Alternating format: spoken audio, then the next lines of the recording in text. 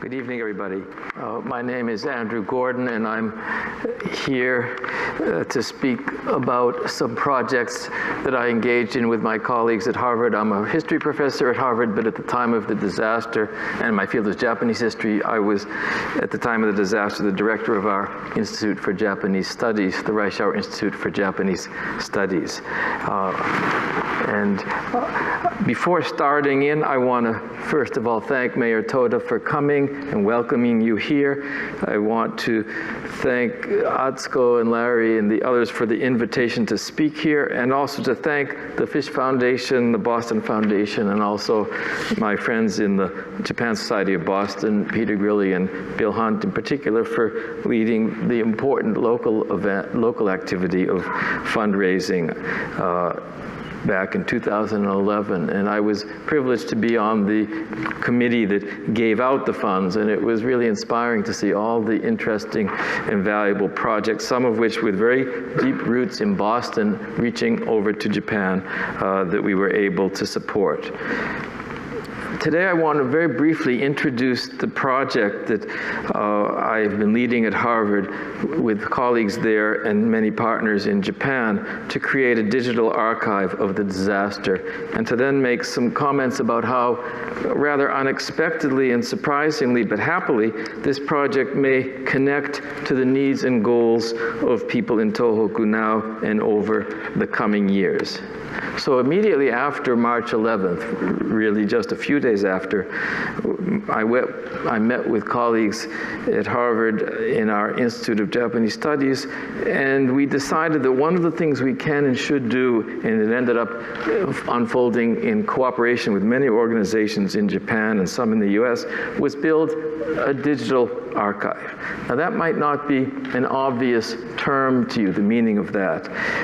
So let me explain it briefly. It refers to the fact that in today's world, unlike in even the past of 21 years ago with the earthquake in Kobe, or 12 years ago with the tsunami in Indonesia and in the Indian Ocean, a huge disaster such as the one in March 2011, or indeed any other major world event, takes place with the information about the event being produced not only or not even mainly on paper, in books or in magazines and newspapers and articles, but in born digital form. That is, in the form of websites that constantly change, in the form of moving pictures, videos that get uploaded onto YouTube and then disappear, in the form of blogs that can be ephemeral online, or digital images and so forth. And what this means is that to offer people in the future, even the very near future, a chance to have a full record of their experience and a site to preserve the memory of their experience, we need to create repositories of digital information, hence digital archives.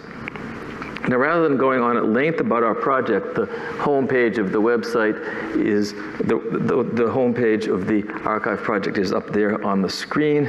The address is jdarchive.org. JDA is what we call it, Japan Disaster Archive. I want to show a very short sort of conceptual video, just 2 minutes long, that gives you a sense of the project.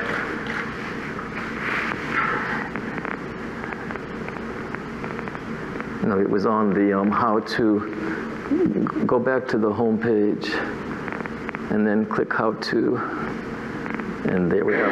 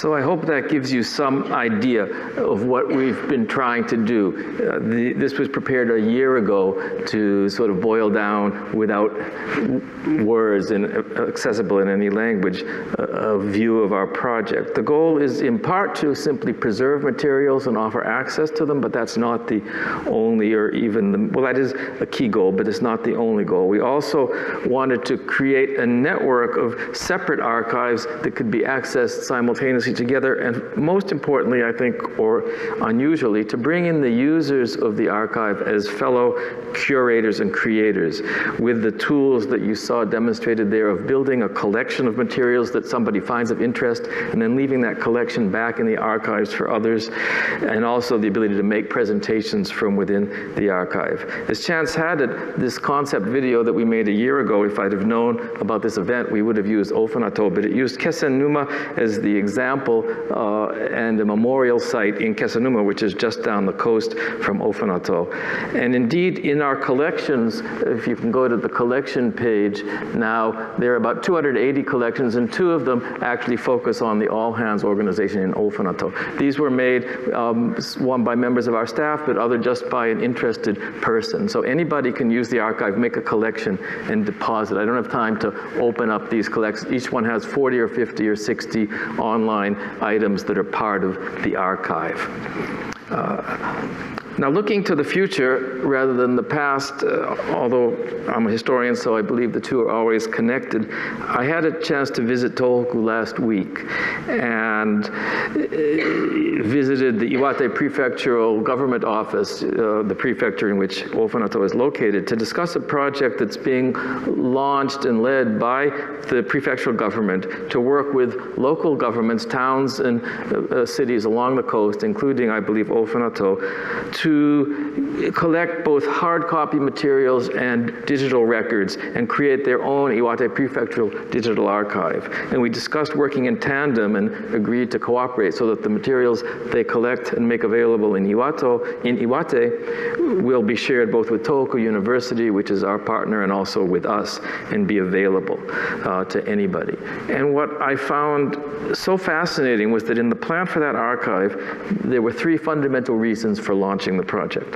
One was disaster prevention, to learn lessons for preventing or reducing the impact of future disasters. 2, education, which is certainly related. And 3rd was the exchange of people. And I was a little puzzled. I said, what do you mean by exchange of people? In Japanese, jinji kodyu, as the goal. And what they meant was this. Tohoku is no longer in need of visits by volunteers to clean up or to rebuild. As you saw from the mayor, that process is well underway. What the region does need is an economic foundation to sustain its people, as Mayor Toda told you, to sustain towns and cities. This means visitors.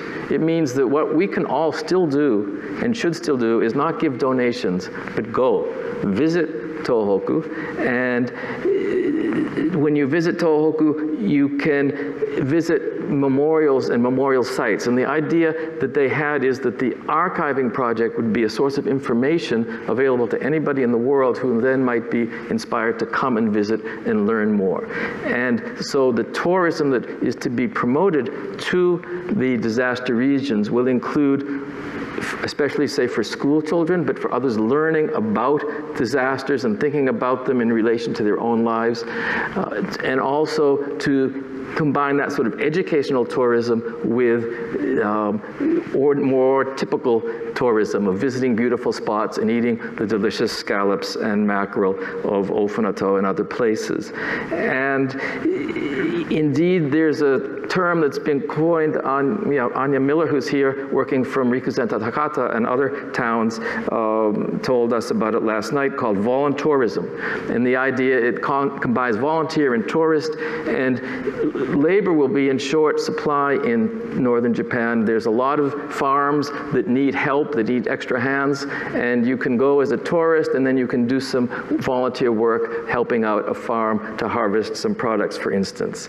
I think it's a neat concept, and it's an example of the sort of creative thinking that's going into the reconstruction process, and we hope that our archive can play some small role in inviting people to learn and to go. So thank you very much.